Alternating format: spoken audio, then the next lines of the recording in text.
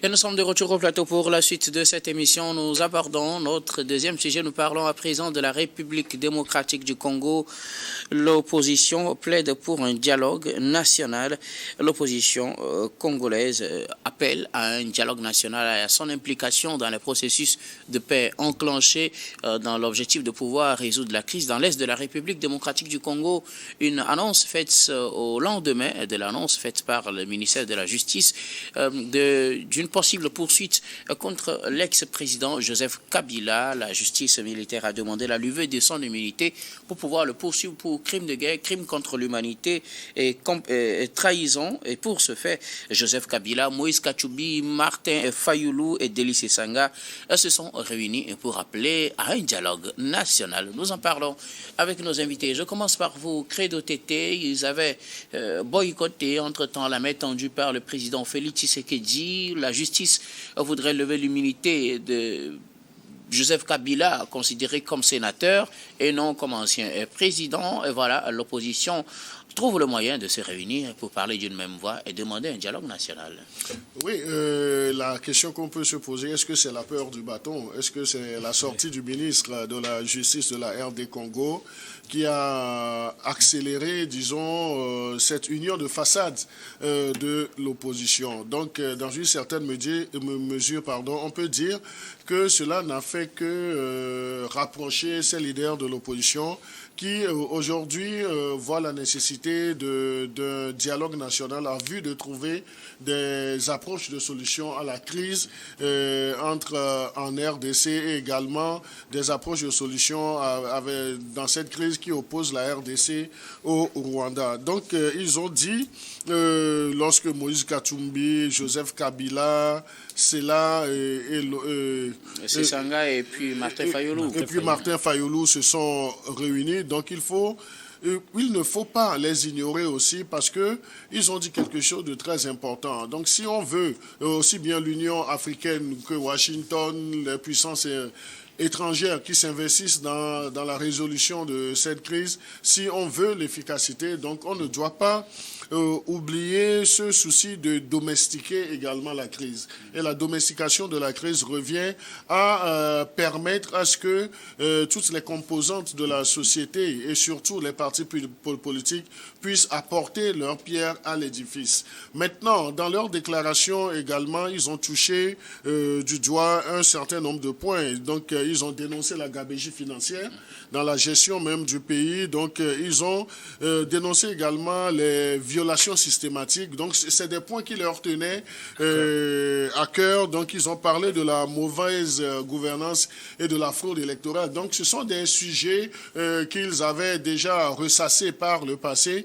Mais l'objectif, donc, c'est de se faire entendre pour dire non seulement aux autorités actuelles de la RD Congo, mais surtout à l'Union africaine et aux États-Unis qu'on ne peut pas essayer de trouver des solutions à la crise en RDC sans prendre en compte les approches de solutions de l'opposition. Donc c'est que la classe politique de l'opposition aussi a son rôle à jouer. S'il y a cette prise de conscience, même si c'est tardif, c'est déjà un fait, donc on doit les encourager. Maintenant, il faut voir, il faut mettre à l'épreuve cette sortie. Est-ce qu'ils seront bien intentionnés pour essayer de donner des approches de solutions assez concrètes, ou bien ils ont fait juste cette sortie pour essayer de se constituer comme un front contre toute éventuelle interpellation ou bien inquiétude politique de l'opposition. Ashraf Rossama, c'est rare de voir ces leaders ensemble, c'est d'ailleurs inédit. Martin Fayoulou, Délice Sanga, Moïse Katumbi, Joseph Kabila ensemble pour parler d'une même voix. C'est une première en République démocratique du Congo. Ceci fait suite à l'annonce de la justice de déchoir l'ancien président Kabila de son immunité et le poursuivre pour crime contre l'humanité, crime de guerre, trahison. L'opposition demande un dialogue national. Oui, l'opposition demande un dialogue national, mais c'est le timing qui m'interpelle, moi clairement. Vous venez de le dire, c'est-à-dire que le ministre de la Justice a pris l'initiative de déclencher une procédure de levée d'immunité parlementaire de l'ex-président de la République, M. Joseph Kabila. Et on voit très bien que dans les jours qui ont suivi, l'opposition a décidé de faire front commun et en demandant un dialogue national pour résoudre définitivement la crise à l'est du Congo. Non, mais je crois que pour moi, c'est totalement inopportune d'organiser ce front. Parce que quelle est la finalité poursuivie? On voit très bien que ces gens-là ne sont pas animés d'un sens aigu de l'intérêt général. Parce que si on est vraiment animé d'un sens aigu de l'intérêt général, depuis l'investiture du président Tshisekedi, ils auraient pu déjà proposer une telle idée. On sait très bien que pour résoudre une crise de cette nature, il faut une convergence vraiment des efforts. Il faut une vision commune. On sait très bien que le Congo est un état de déliquescence territoriale avancée. Ce pays-là connaît des crises depuis les années d'indépendance jusqu'à aujourd'hui. On sait très bien que le M23 opère dans une partie du territoire et que l'État est en difficulté aujourd'hui. Bon, moi, je crois que certes, il faut déclencher la procédure de levée d'immunité parlementaire de Joseph Kabila. Moi, je crois qu'il a été président de la République et que chez nous, les juristes, il y a ce qu'on appelle des actes qui sont manifestement incompatibles avec le poste de président de la République. Je veux dire tout simplement qu'il a présidé à la destinée de ce pays-là et que si on estime qu'il a posé des actes qui ont porté préjudice, disons, à l'état sécuritaire de la République démocratique du Congo, à un moment donné, il faut engager sa responsabilité. Je veux dire tout simplement qu'il peut être responsable en tant qu'ex-président de la République, ancien président de la République et en tant que sénateur. Mais aujourd'hui, il y a un obstacle, puisqu'il est sénateur à vie. Il est sénateur à vie, on peut déclencher la procédure de levée d'immunité parlementaire. Donc oui, certes, si l'opposition demande un dialogue national pour résoudre la crise à l'est du Congo, moi je ne vois pas d'inconvénient. Mais je veux tout simplement qu'il y a des idées sous-jacentes à la demande actuelle. On voit très bien qu'il y a un agenda politique caché. Et il faut savoir qu'il y a des opposants politiques qui n'ont jamais digéré disons, l'élection du président actuel. Ils estiment qu'il n'a pas été élu dans les règles de l'art. On a soupçonné même Joseph Kabila d'avoir,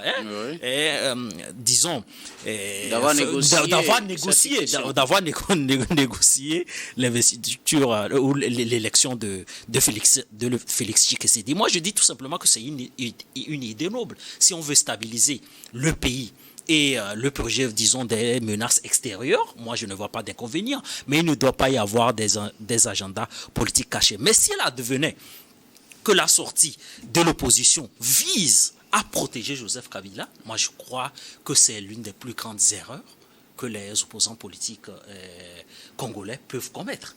Ce qui veut dire que ces gens-là n'ont aucun sens aigu de l'intérêt général et que la destinée, disons, de la République démocratique du Congo ne les importe peu.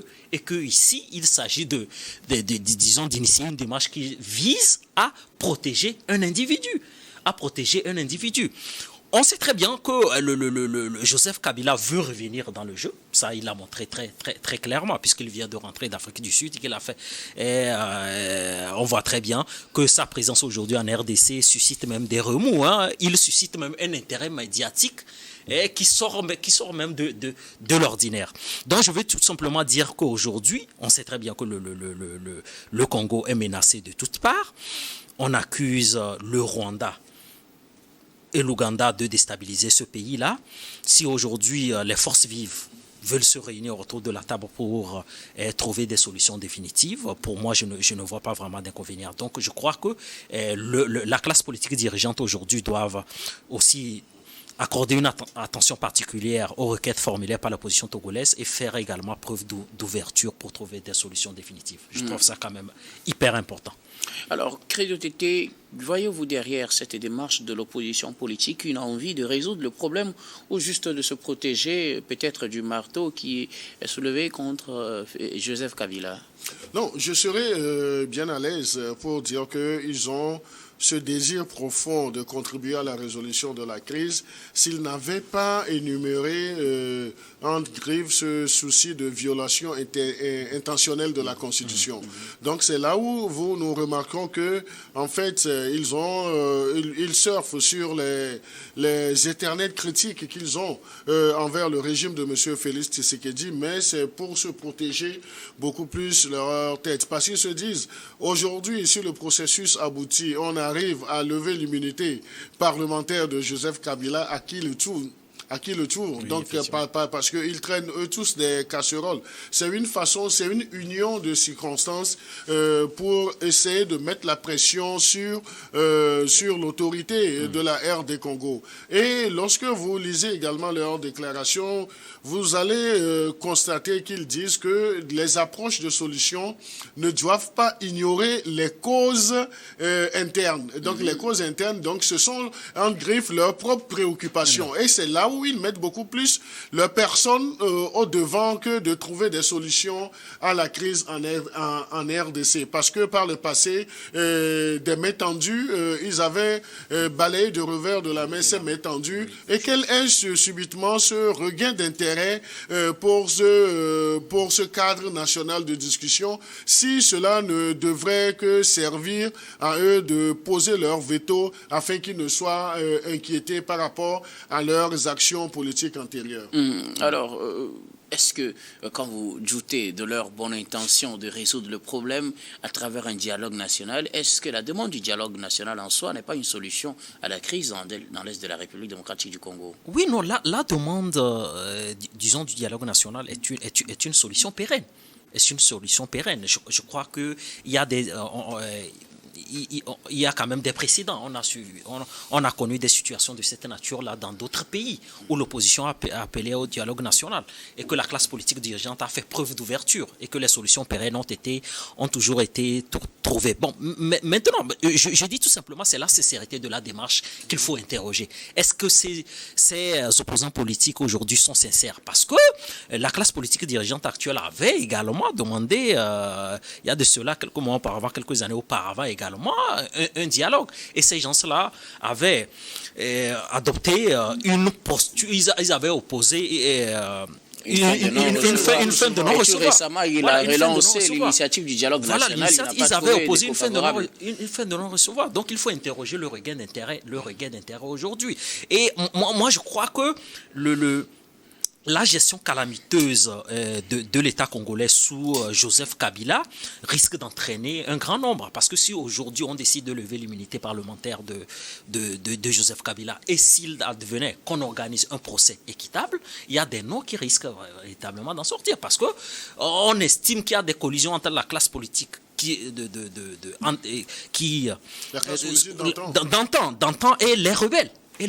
Donc, ce qui veut dire, on accuse, vous savez, il y a un éternel débat sur la carrière des hommes politiques congolais. On estime qu'il y a des gens qui ont des intérêts, qui ont même des actions dans les multinationales qui viennent aujourd'hui exploiter les minerais au Congo. Et donc, moi, je dis, il y a un conflit d'intérêts énorme entre la classe politique dirigeante et les multinationales. Donc, ce qui veut dire que ces gens-là essaie de créer un bouclier pour protéger Joseph Kabila parce qu'il advenait qu'on lève l'immunité parlementaire, il risque vraiment d'entraîner grand monde. C'est pour cette raison que je dis, vous l'avez dit, appeler un dialogue, pour moi, on peut trouver des solutions pérennes pour stabiliser le pays et faire face aux défis sécuritaires. Mais c'est la sincérité de la démarche. Est-ce qu'il n'y a pas un agenda politique derrière? Parce que ces gens-là, les opposants politiques, par exemple, peuvent transformer dans les jours à venir leurs revendications en mouvement insurrectionnel. On ne le sait pas parce que plus les gens ont des agendas politiques cachés, plus il y a un boulimie politique également qui les anime. Donc moi, j'interroge vraiment la sincérité de leur démarche, mais je crois que la classe politique dirigeante aujourd'hui doit mettre également de l'eau dans leur verre, faire preuve également d'ouverture et écouter les uns et les autres. Mais j'attire l'attention du président de la République, Félix Tshisekedi, c'est-à-dire que pour moi, il ne doit pas céder parce que la plupart du temps... Non, effectivement... Il ne doit pas céder quand lui-même, il avait déjà appelé à une telle initiative. Non, laisse-moi au bout de mes idées. Je ne dis pas de ne pas céder, À la demande du dialogue. À la demande du dialogue. Mais ne pas céder aux conditions. Parce que très souvent, vous avez des opposants politiques qui demandent un dialogue et qui veulent imposer leurs conditions à la classe politique dirigeante. Je crois que c'est à Félix Tshisekedi aujourd'hui de créer un cadre et d'appeler les uns et les autres pour des discussions. Merci beaucoup. À vous, Ashraf Urosama, Credo TT, Félix Tshisekedi lui-même, il y a de cela encore quelques semaines, a appelé à un dialogue national. Il a fait une tournée, mais finalement, on n'a pas eu une grande adhésion à cette vision de dialogue national. Voilà l'annonce faite pour la levée de l'immunité de l'ancien président. L'opposition appelle à ce dialogue national. Est-ce qu'en soi, d'abord, le dialogue national n'est pas une bonne solution? Et pourquoi aurait-il des raisons aujourd'hui de rejeter la demande de l'opposition quand on sait que lui-même avait déjà fait cette demande il y a cela quelques semaines? Non, c'est vrai que l'humain peut avoir des ressentis, mais en tant qu'homme d'État, donc il doit se faire violence. Donc c'est là où la sincérité, la bonne foi sera encore au goût du jour du côté de Félix Tshisekedi. Moi, je pense en toute humilité qu'il doit saisir cette opportunité de dialogue d'ouverture pour avoir des propositions de sortie de crise de la part de la classe de l'opposition. Mais là où il doit être ferme, donc c'est ce point qu'a soulevé Ashraf. Donc il a dit les conditionnalités de l'opposition. Donc il doit être vraiment intransigeant là-dessus. Parce que les conditionnalités de l'opposition seront à envisager comme des moyens de divertissement, parce qu'il y aura beaucoup plus de personnalisation de ces conditions. Et toute opposition, ce n'est pas assez particulier à la RD Congo. Nous avons vu également dans un contexte de crise au Togo, donc lorsqu'il s'était agi d'aller à une table de discussion, de négociation, donc l'intérêt personnel avait prévalu beaucoup plus sur le cadre même, la recherche de solutions. Il y avait des opposants qui avaient déjà des démêlés avec la justice, et cela est duplicable au niveau de la RD Congo. Donc ils vont vouloir se couvrir la tête, se protéger, et c'est là où ils vont exiger des conditions avant de venir à la table de discussion. Donc il faut qu'il y ait une fermeté du côté de du président Félix Tshisekedi, mais ne pas également fermer la porte à des propositions de solutions. Donc c'est la nuance qu'on voudrait juste, sinon la démarche même d'aller. Donc on peut beau dire, hier je ne peux pas mieux concevoir les choses, mais si aujourd'hui je reviens de meilleurs sentiments, cela ne voudrait pas dire qu'on doit me faire la coupole.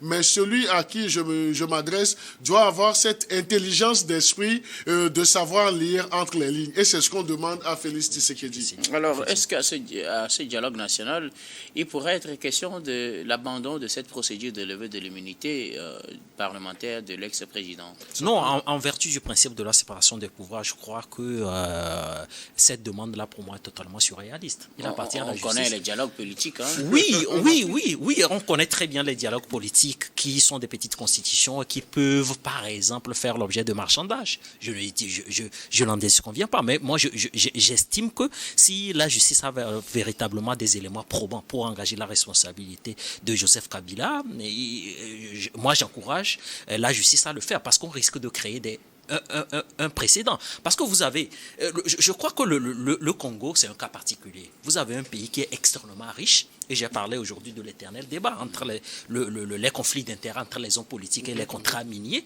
qui sont signés par les multinationales. Si aujourd'hui vous ne levez pas l'immunité parlementaire, c'est que vous risquez de créer des précédents. Et à chaque fois que l'exécutif, que ce soit dans 10 ans, dans 20 ans, décide de lever l'immunité parlementaire d'un homme politique, mais il risque de citer le cas Kabila. Ça risque de servir de jurisprudence, mais de la plus mauvaise des manières.